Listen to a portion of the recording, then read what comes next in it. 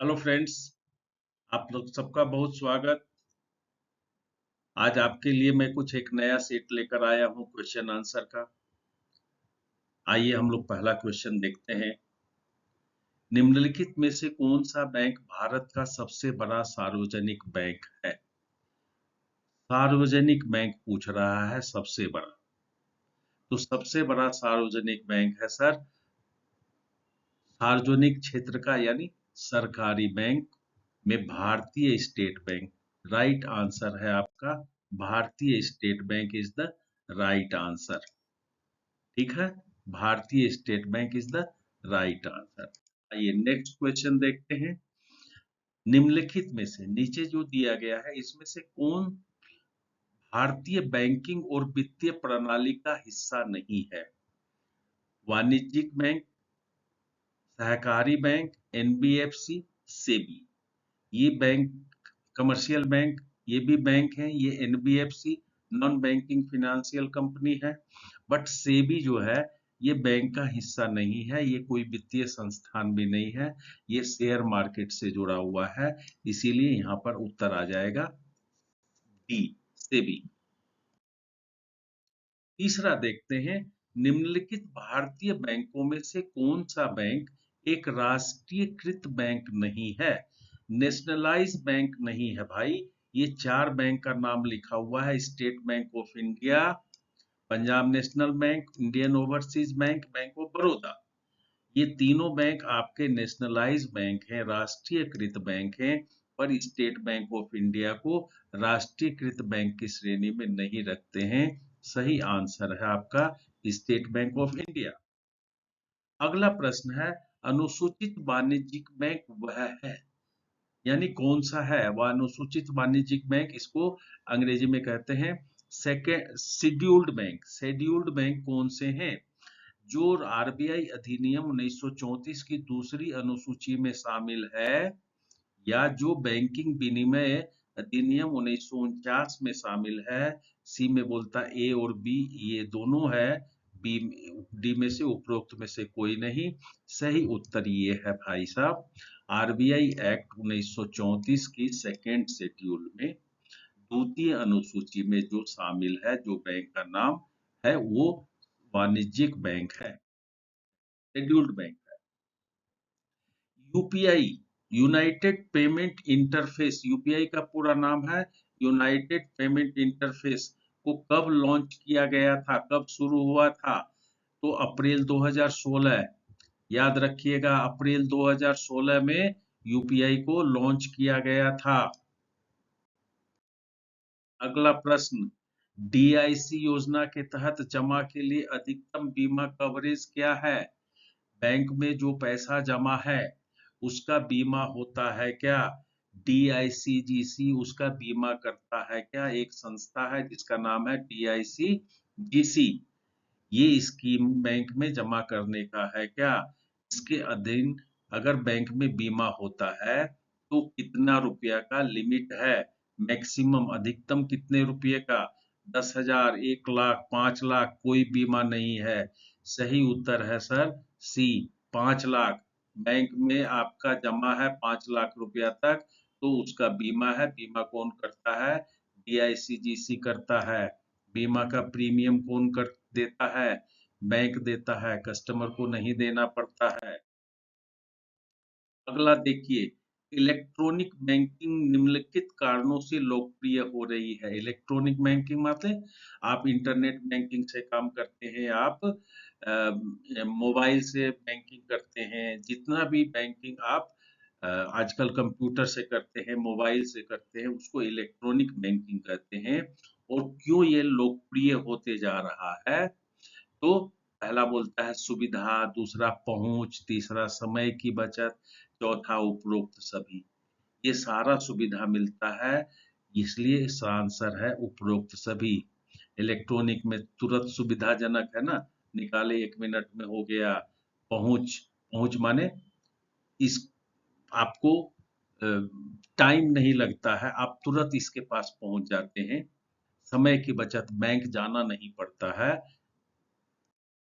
अगला, तरलता जोखिम तब उत्पन्न होता है जब, देखिए, ये लिक्विडिटी रिस्क के बारे में है, नया चैप्टर आप लोगों का कुछ जोड़ा गया, नया चैप्टर है, प्रश्न इंपॉर्टेंट है, प्रश्न आपका आ सकता है एग्जाम में। तो तरलता जोखिम तब उत्पन्न होता है जब बैंक अपनी वित्तीय प्रतिबद्धताओं को पूरा करने में असमर्थ हो, निवेश का मूल्य घट जाता है, यानी जो पैसा आपने जमा किया है वो घट जाता है। सी में बोलता है मुद्रास्फीति बढ़ जाती है। डी में बोलता है अर्थव्यवस्था में मंदी आ जाती है। सही आंसर है इसका, निवेश का मूल्य घट जाता है। आप जितना पैसा जमा किए हैं उसमें भी आपका पैसा घट जाता है, वैल्यू घट जाता है, तो उसे बोलते हैं तरलता जोखिम। बाजार जोखिम, ये इसको हिंदी अंग्रेजी में बोलते हैं मार्केट रिस्क। बाजार जोखिम मुख्य रूप से निम्न से संबंधित है, क्या? बाजार ब्याज दरों में परिवर्तन, विनिमय दरों में परिवर्तन, बाजार स्थितियों में परिवर्तन, डी उपरोक्त सभी। तो बाजार जोखिम का मतलब क्या है? ये तीनों इंक्लूड है, इसमें उत्तर आएगा उपरोक्त सभी।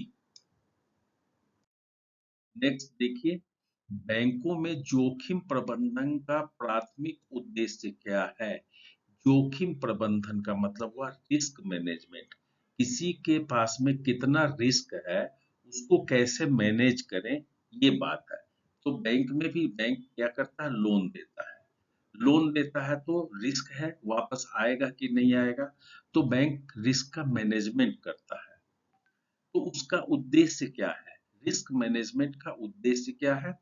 लाभ को अधिकतम करना, घाटे को न्यूनतम करना, बाजार हिस्सेदारी बढ़ाना, डी में ग्राहक संतुष्टि में सुधार करना, घाटे को न्यूनतम करना।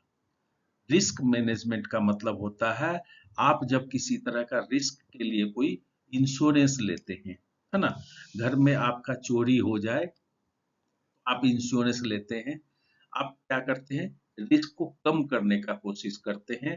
चोरी हो गया, जो होना था वो हो गया, पर आपको कुछ तो इंश्योरेंस कंपनी से क्लेम मिल जाएगा, आप अपना रिस्क कम करते हैं। घाटे को न्यूनतम करने का जो तरीका है वो जोखिम प्रबंधन।